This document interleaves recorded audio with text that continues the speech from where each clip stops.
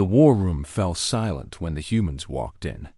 Commander Daniel Perry led his team through the massive doors of the Coalition Command Station.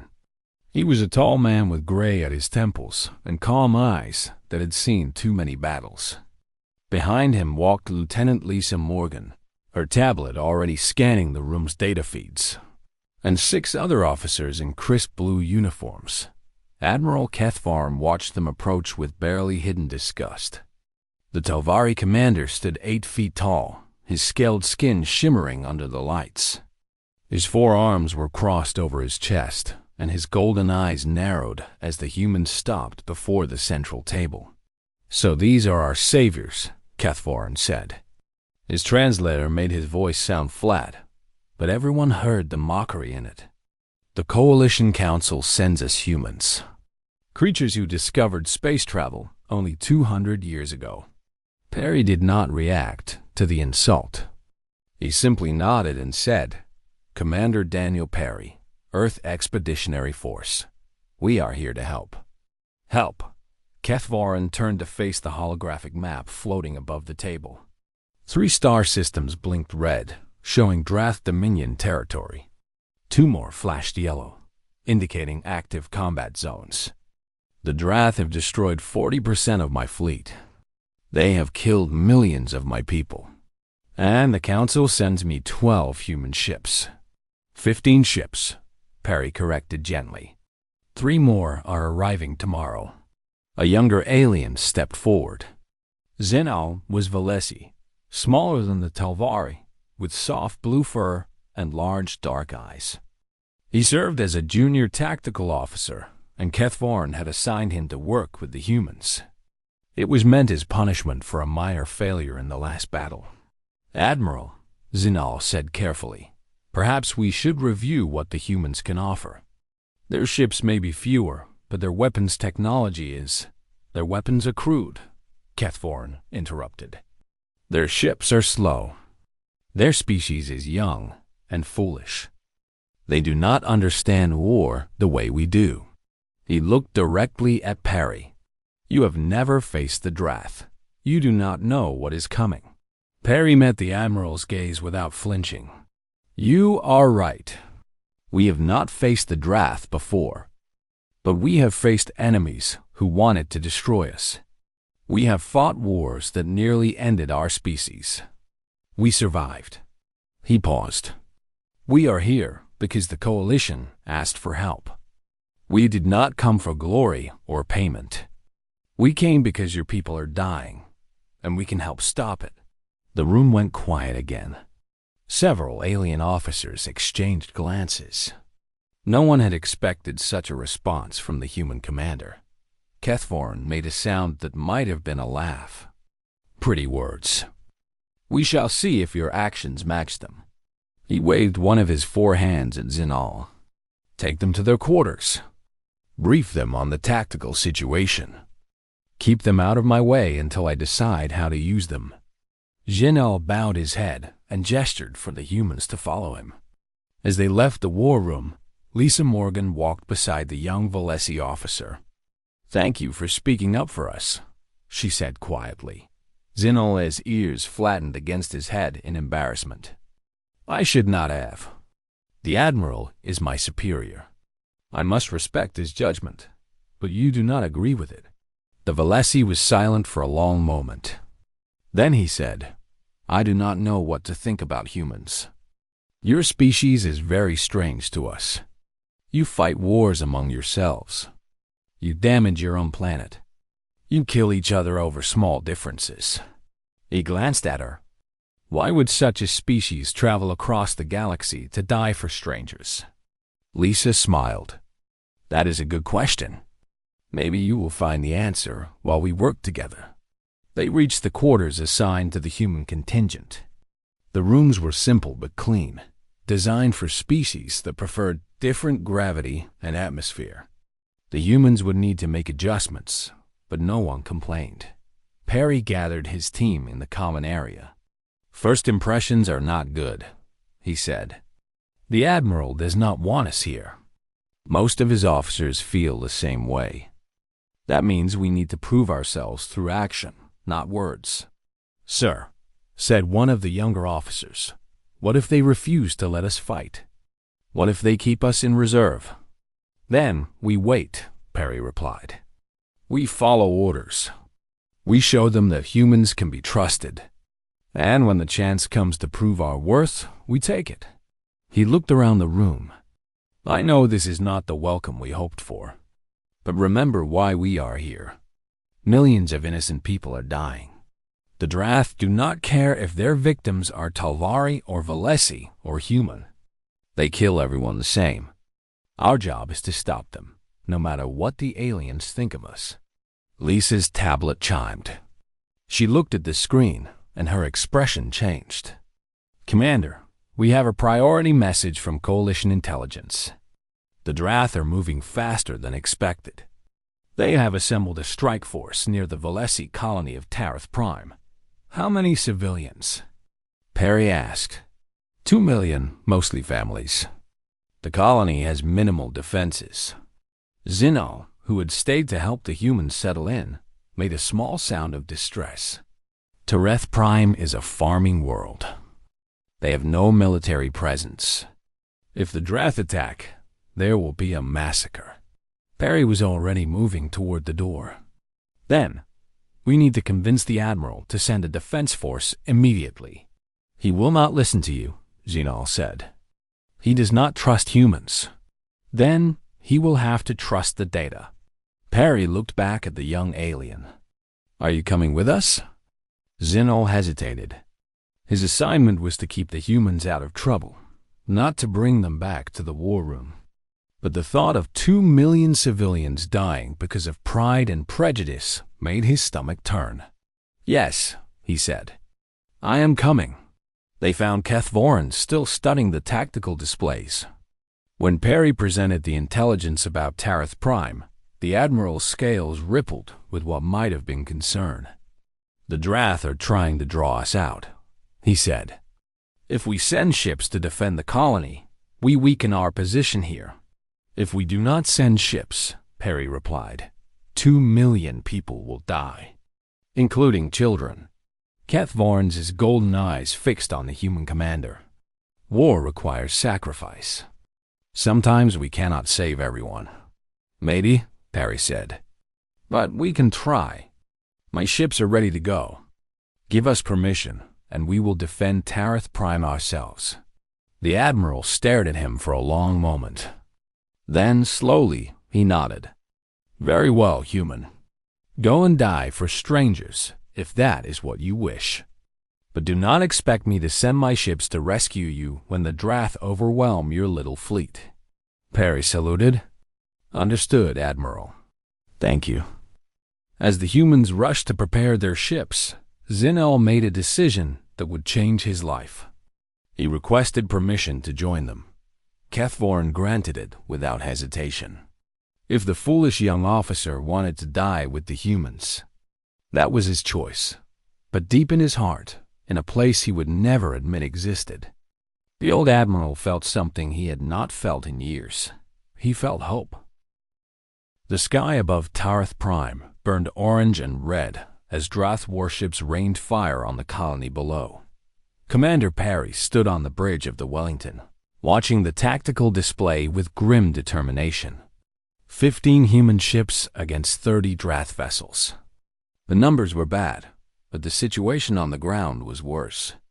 Sensors showed Drath landing craft already touching down near the main city. 2 million civilians had nowhere to run. "All ships, this is Perry. We need to break that blockade and get ground forces to the surface. Wolfpack formation. Target their command ship. Make them focus on us." The human fleet surged forward. Drath weapons lit up the darkness of space, but the human pilots were fast and clever. They wove through the enemy fire, drawing attention away from the planet.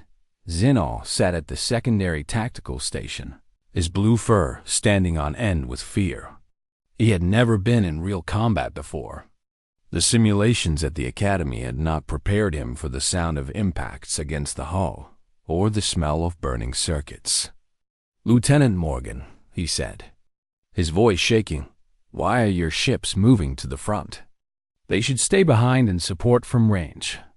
Lisa looked up from her station. Because if we stay back, the Drath bombers will keep hitting the colony.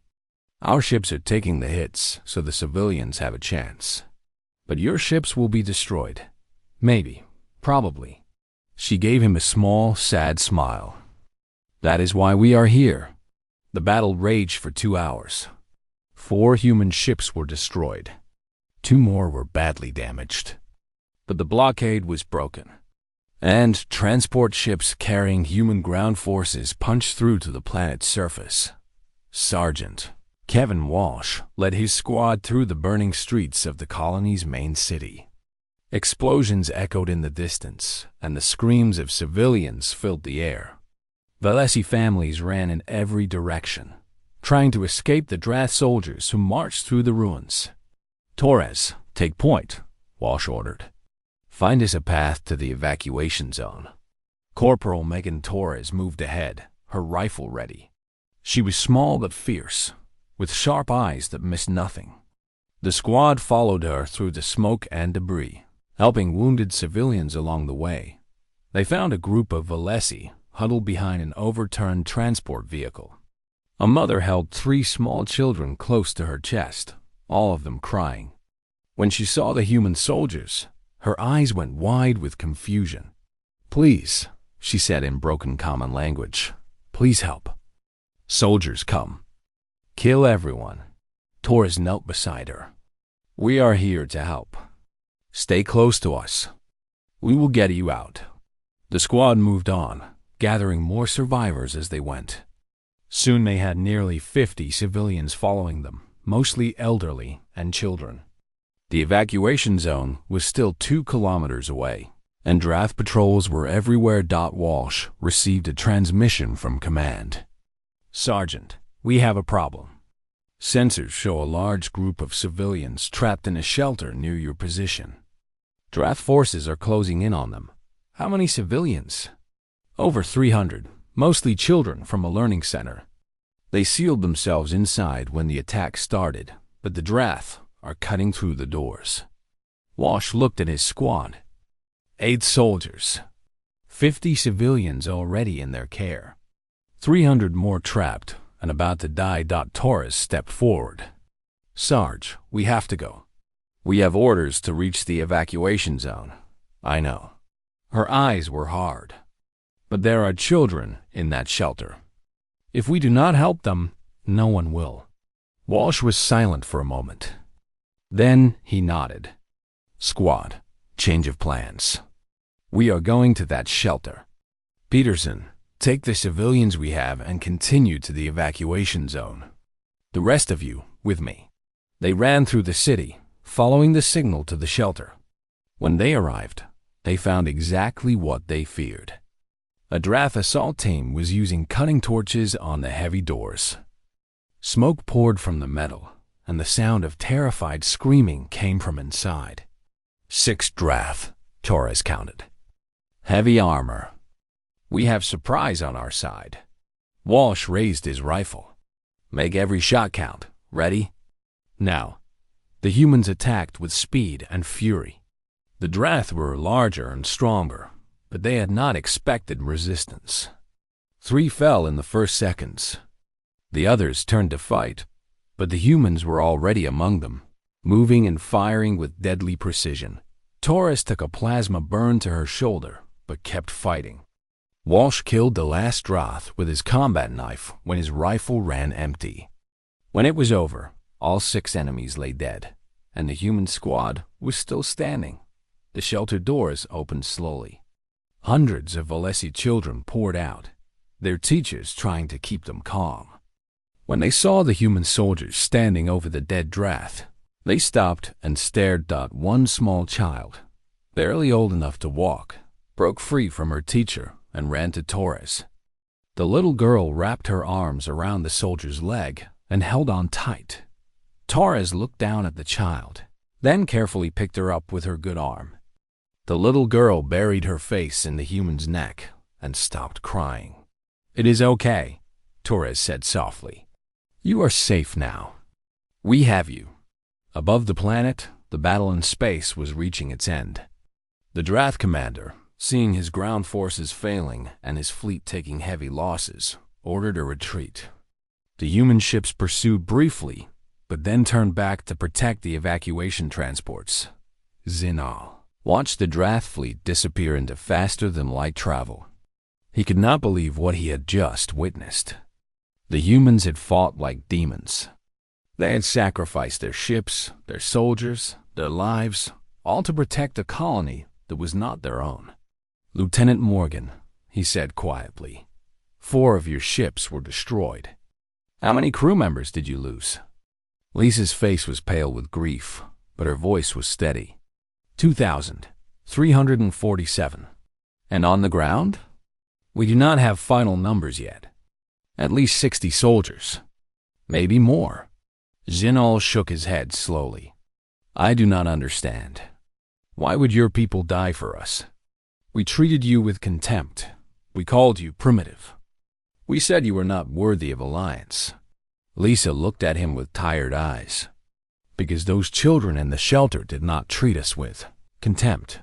Those families running through the streets did not call us primitive. They were just people who needed help." She paused. "And humans help people who need help. That is who we are." The Wellington docked at the Coalition station 6 hours later. Admiral Kethvorin was waiting in the landing bay. His expression was unreadable as the human survivors walked off their ships, many of them wounded, all of them exhausted. Perry stopped in front of the Admiral and saluted. "Tarth Prime is secure, sir. Civilian casualties were kept to minimum. The Drath have retreated." Kethvorin was silent for a long moment. Then, slowly, he raised one of his 4 hands and returned the salute. "Well done, Commander," he said. His voice was different now, softer. "Well done." Behind him, Zinal carried the little Valesi girl who had attached herself to Torres. The child was asleep in his arms, finally safe, finally at peace. She was alive because humans had chosen to die for her. That was something Zinal would never forget. The medical bay of the Coalition station was filled with the wounded. Humans lay in beds alongside Valesi and Telvari, all of them victims of the battle for Tarth Prime. The doctors moved between patients, treating burns and broken bones and wounds that would take months to heal. Zinal walked through the rows of beds, searching for the human soldiers he had fought beside. He found Corporal Torres near the back, her shoulder wrapped in healing gel, her eyes closed. The little Valesi girl from the shelter sat in a chair beside her bed, holding the soldier's hand. "She will not leave," said a nurse passing by. "We tried to take the child to the refugee center, but she screams whenever we move her away from the human." Zinal sat down on the other side of the bed. Torres opened her eyes and looked at him. "Hey," she said, her voice rough from pain medication. "You made it. Thanks to your people. You saved many lives yesterday." Torres looked at the child still holding her hand. "Not enough?" "Never enough. How can you say that? 300 children are alive because of your squad. Thousands of civilians escaped because your fleet broke the blockade, and 63 of my friends are dead." Torres closed her eyes again. "I knew most of them. I trained with some of them. Jensen taught me how to play cards. Rodriguez always shared her dessert with me. Now they are gone, and I have to figure out how to live with that." Zinal did not know what to say. In Valesi culture, death in battle was seen as an honor, something to celebrate. But the human did not seem honored. She seemed broken. "I am sorry," he said finally. "I do not understand human grief, but I can see that you are in pain, and I wish I could help." Torres opened her eyes and gave him a weak smile. "You are here. That helps." Elsewhere on the station, Commander Perry was meeting with Admiral Kethvorin. The war room felt different now. The hostility that had filled it before was gone, replaced by something closer to respect. "Your losses were significant," Kethvorin said. 4 ships, Over 2,000 crew. Why did you not retreat when the odds turned against you? Perry considered the question. Because retreat would have meant leaving civilians to die. We do not do that. Even if it costs your own lives? Especially then. Perry leaned forward. Admiral, I know you do not fully trust us yet. I know you think humans are young and foolish. But I need you to understand something about my people. We have a long history of failure. We have made terrible mistakes. We have hurt each other and our world in ways that shame us deeply. Cathvorin listened in silence. But we have also learned from those mistakes, Perry continued. We learned that the only way forward is together. We learned that protecting the weak is not weakness, it is strength. And we learned that when we fight for others, we find the best version of ourselves. He paused. That is why we came here. Not for glory or power. We came because you needed help, and helping is what we do. The Admiral was quiet for a long moment. Then he said, Tomorrow we will hold a ceremony for the fallen. My people have our own traditions for honoring the dead. I would like to learn how humans do it. Perry nodded. We would be honored to share that with you. The memorial was held in the station's largest gathering hall. Human survivors stood at the front, their uniforms cleaned and pressed despite their exhaustion. Behind them, hundreds of Talvari and Valesi had come to watch. Lisa Morgan read the names of the dead. Each name was followed by a moment of silence. No rank, no species, just names. 2,347 names. It took nearly 2 hours. When she finished, Perry stepped forward to speak. In human tradition, he said, we do not celebrate death in battle. We mourn it. Every person we lost was someone's child, someone's friend, someone's love. They had dreams and fears and hopes for the future. And now they are gone. He looked out at the crowd of aliens watching him. But we also remember why they died. They did not die for territory or resources. They did not die for revenge or hatred.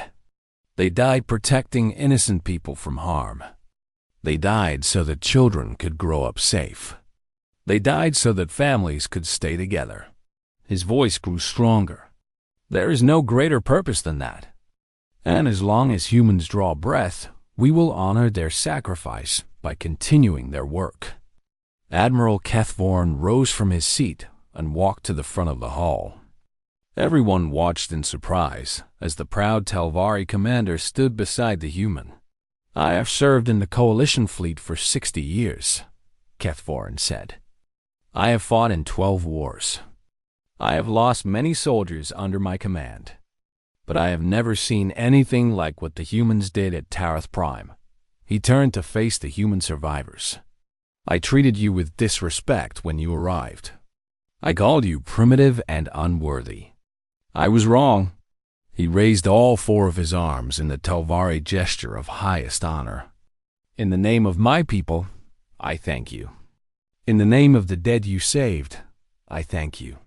And in the name of the children who will grow up because of your sacrifice, I thank you. The Talvari and Valesi in the crowd began to rise, one by one, making their own gestures of respect. Soon the entire hall was standing, aliens and humans together, united in grief and gratitude. Xenal stood near the back, tears running down his blue fur. He had come to this assignment expecting to babysit primitive newcomers.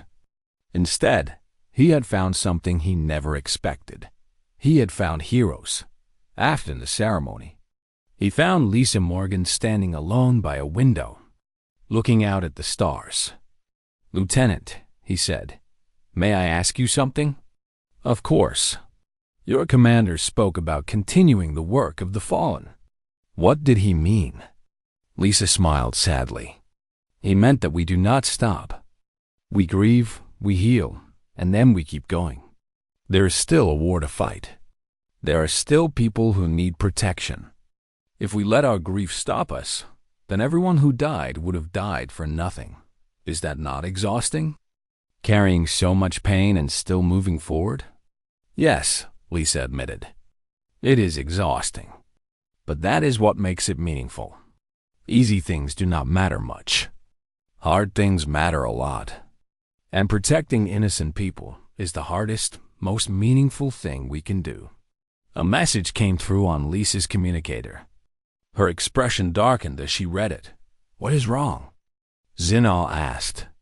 Coalition intelligence has intercepted Drath communications. Warlord Kazuth is gathering his entire fleet. He is planning to attack the Talvari homeworld. Zinal felt his blood run cold. Kell Prime? That is impossible. The defenses there are the strongest in the sector. The Drath do not care about defenses. They care about revenge. Lisa looked at him with determined eyes. Kazuth lost face when we beat him at Tarth Prime. Now he wants to prove his strength by destroying the heart of the Talvari civilization. What will the humans do? Lisa was already moving toward the door. What we always do. We will fight. We will protect. And if we have to die, we will die standing between innocent people and those who want to hurt them. She paused and looked back at him. The question is, what will you do? Zinal straightened his spine and followed her out the door. I will stand with you, he said. Whatever comes next.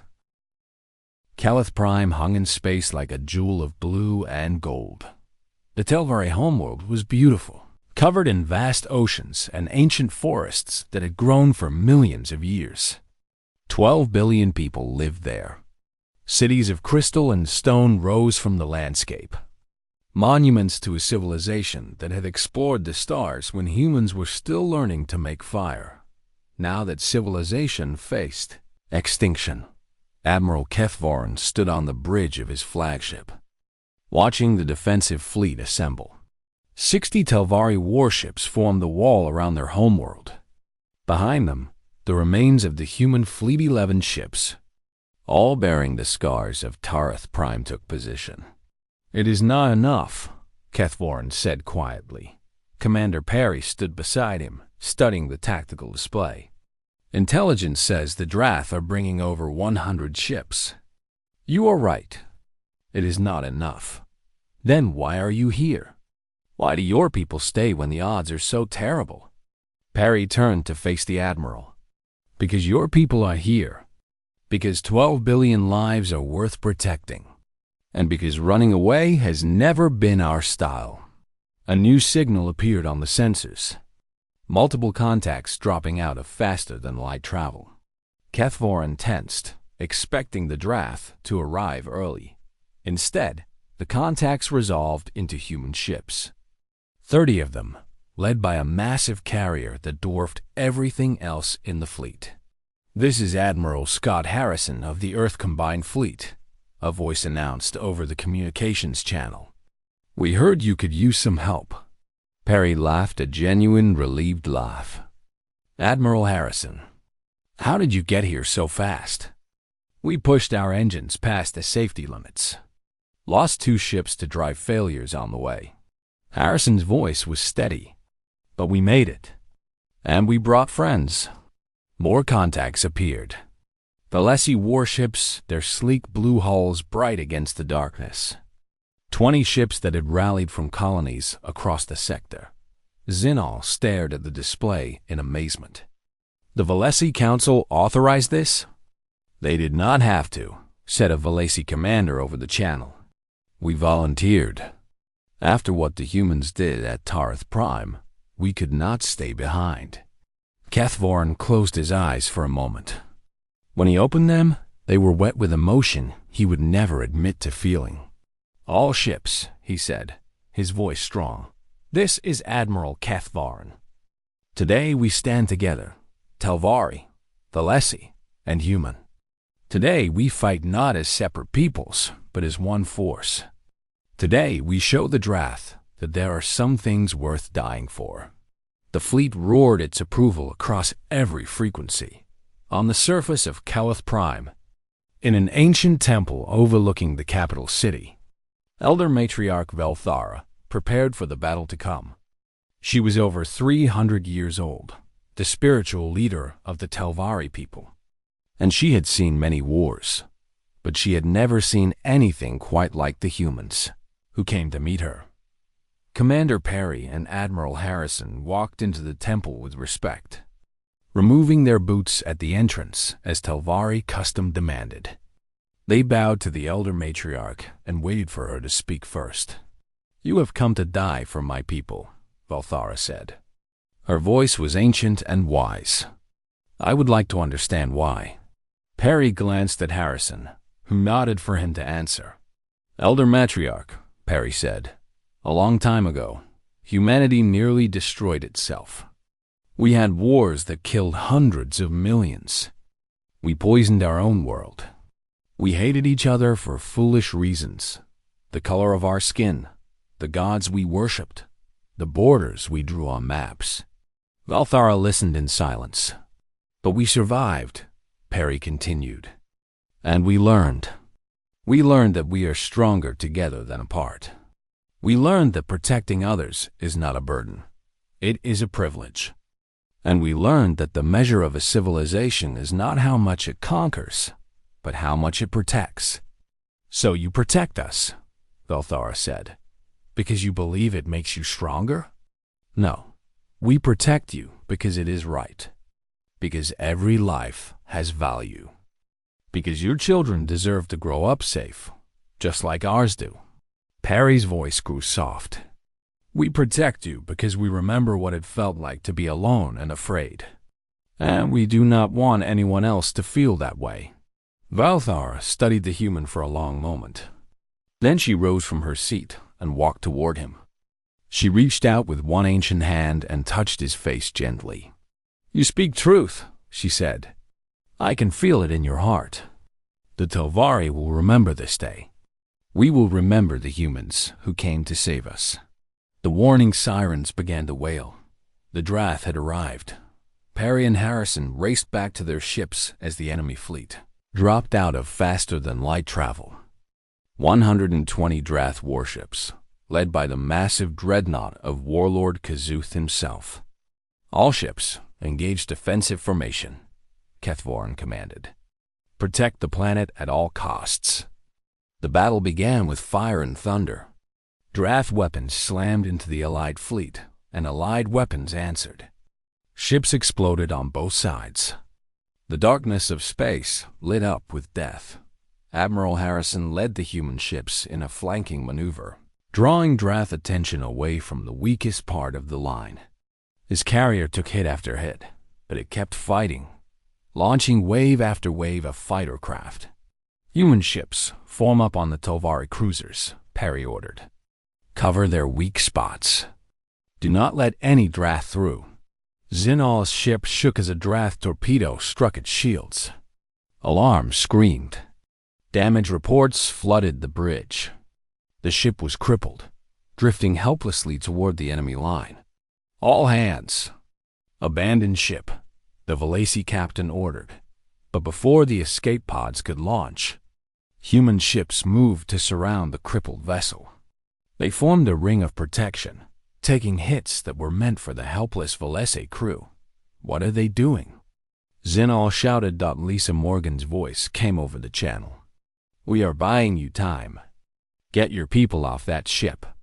We will hold the Drath back. You will be destroyed. Then we will be destroyed together. Now move." The evacuation took 7 minutes. In those 7 minutes, 3 human ships were destroyed protecting the Valacy escape pods. But every single member of Zinal's crew made it to safety. On the flagship, Kethvorn watched the battle turn against them. The Allied fleet was fighting with incredible courage, but the Drath simply had too many ships. The defensive line was breaking. Then he saw something that changed everything. Admiral Harrison's carrier, burning and broken, turned toward the Drath dreadnought. It was on a collision course. "Harrison, what are you doing?" Perry shouted over the channel. "Ending this." Harrison's voice was calm. "If we take out Kazuth, the Drath will lose their coordination. The fleet will scatter. You will die." "I know." There was peace in Harrison's voice. "Tell my family I love them. And tell the galaxy that humans do not abandon their friends." The carrier struck the dreadnought at full speed. The explosion was visible from the surface of Kell Prime. Warlord Kazuth was dead. His flagship was destroyed. And exactly as Harrison predicted, the Drath fleet fell into chaos. Kethvorin did not hesitate. "All ships, attack! Drive them back!" The Allied fleet surged forward. Telvari, Valesi, and human ships fought side by side, pushing the confused Drath back. Ship after ship fell to the united assault. Within an hour, the remaining Drath fled into faster-than-light travel. Running for their lives, Kell Prime was saved. On the surface, 12 billion Telvari looked up at the sky and wept with relief and gratitude. In the temple, Elder Matriarch Velthura knelt in prayer. "Thank you," she whispered. "Thank you for sending us the humans." 6 months had passed since the Battle of Kell Prime. The war was over. The Drath Dominion, shattered by the death of Warlord Kazuth and the destruction of their greatest fleet, had surrendered unconditionally. Their remaining leaders agreed to peace terms that would prevent them from threatening the Coalition ever again. Now, on the Coalition capital world of Centrum, representatives from every member species gathered for a ceremony unlike any other in galactic history. The Grand Assembly Hall was enormous, built to hold thousands of beings from dozens of worlds. Today it was filled to capacity. Telvari stood beside Valesi, and both stood beside humans. Other species who had joined the war in its final days were there as well: the insectoid Krix, the crystalline Var, the gentle giants called the Malthari. All of them had come to honor the heroes of the war. Commander Daniel Perry sat in the front row, his dress uniform decorated with medals from 3 different civilizations. Beside him sat Lisa Morgan, now promoted to commander herself. Behind them sat the survivors of the human expeditionary force soldiers and sailors who had fought impossible battles and lived to tell about them. Corporal Megan Torres sat near the back. She still carried the scars from Tarth Prime, but she wore them proudly now. Beside her sat a young Valesi woman, the child she had saved from the shelter, now adopted into a Valesi clan but forever bonded to the human who had protected her. Admiral Kethvorin walked to the central podium. The great hall fell silent as he prepared to speak. 6 months ago, he began, I stood in a war room and watched humans walk through my door. I looked at them with contempt. I called them primitive. I said they were not worthy of fighting alongside my people. He paused, his golden eyes sweeping across the crowd. I was wrong. I was a fool. A murmur ran through the assembly. For a Telvari admiral to admit such a thing in public was almost unheard of. The humans taught me something about honor, Kethvorin continued.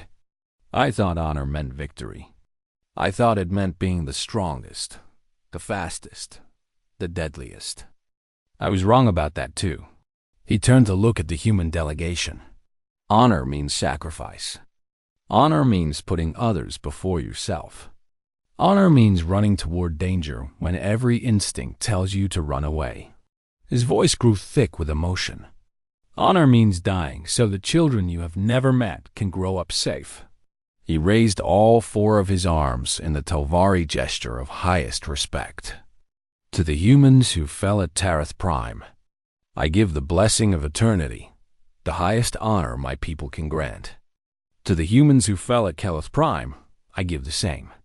And to Admiral Scott Harrison, who gave his life to save 12 billion Telvari, I give my personal oath. His name will be remembered on my world for as long as our civilization endures. The Telvari in the crowd rose as one, making the same gesture. Then the Valesi rose. Then the other species. Within moments, every being in the hall was standing in honor of the humans who had died. Perry felt tears running down his face. He did not wipe them away. The ceremony continued with speeches from other leaders. The Valesi representative spoke about how humans had protected their colony and their children.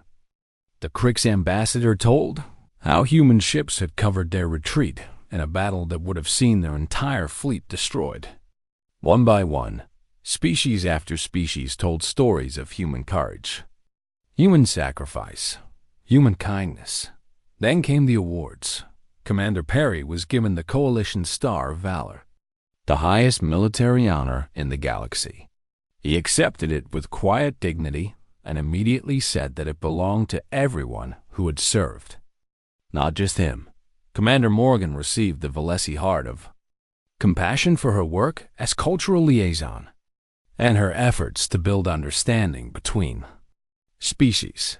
But the moment that moved the crowd most was when Megan Torres walked to the podium. A Valesi elder stood waiting for her. Beside him was the young woman who had once been the child Torres saved from the shelter. "Corporal Torres," the elder said, "you entered a battle you did not have to fight. You protected children who were not your own. You took wounds that were meant for our people." He held out a ceremonial robe decorated with Valesi symbols. "In the name of Clan Vareth, I offer you the title of Protector Sister. You are now and forever a member of our family. Your children will be our children. Your home will be our home. Your honor will be our honor." Torres took the robe with shaking hands. The young Valesi woman embraced her, crying. "Thank you," Torres whispered. "Thank you for letting me be part of your family." The crowd cheered so loudly that the hall shook after the ceremony. Zenal found Commander Perry standing alone on a balcony overlooking the capital city. The alien walked up beside the human and stood in comfortable silence for a moment. "What will you do now?" Zenal asked. "The war is over. Will you return to Earth?" Perry shook his head. "Some of us will, but many of us will stay. There is still work to do. Other threats will come. Other people will need protection. Humans do not stop just because one war ends." "I have requested permanent assignment to the human fleet," Zenal said. "My superiors approved it this morning." Perry looked at him with surprise. "You want to serve with us? After everything you have seen? After all the death?" "Because of everything I have seen." Zenal's dark eyes were serious. "Before I met your people, I thought I understood what it meant to be a warrior. I thought it meant being strong, being fierce, being willing to kill." He paused. "You taught me that being a warrior means being willing to die for others. It means putting yourself between innocent people and those who would hurt them. It means choosing love over hate, even when hate would be easier." He straightened his spine and saluted in the human fashion. "I want to learn more. I want to become the kind of warrior that humans are. If you will have me." Perry returned the salute with a warm smile. "We would be honored to have you, Zenal. Welcome to the family." In the days that followed, something remarkable happened across the galaxy. Military academies from dozens of worlds began requesting human instructors. Young aliens applied to serve on human ships. Diplomatic missions sought human advisors. The word spread from planet to planet. To fight alongside humanity is to learn what true courage means.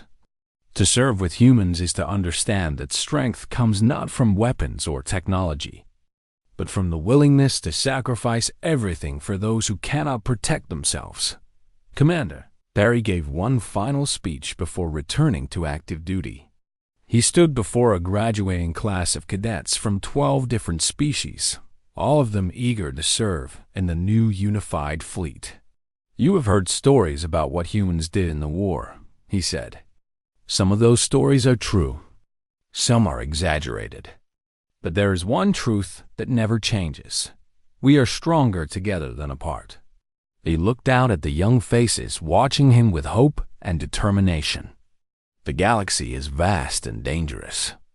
There will always be those who want to hurt others, who want to conquer and destroy. Our job is to stop them. Not because we are the strongest or the smartest, but because we choose to protect. We choose to stand between darkness and light. We choose to be better than our enemies.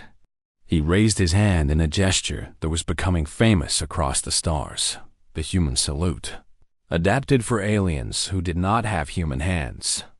Welcome to the fleet. Welcome to the family. And remember, to fight alongside humanity is to be honored and respected beyond worlds. The cadets rose as one and returned the salute in that moment. Looking at the future of the galaxy standing before him, Daniel Perry knew that humanity had found its purpose among the stars, not as conquerors, not as rulers, but as protectors. And that was the greatest honor of all.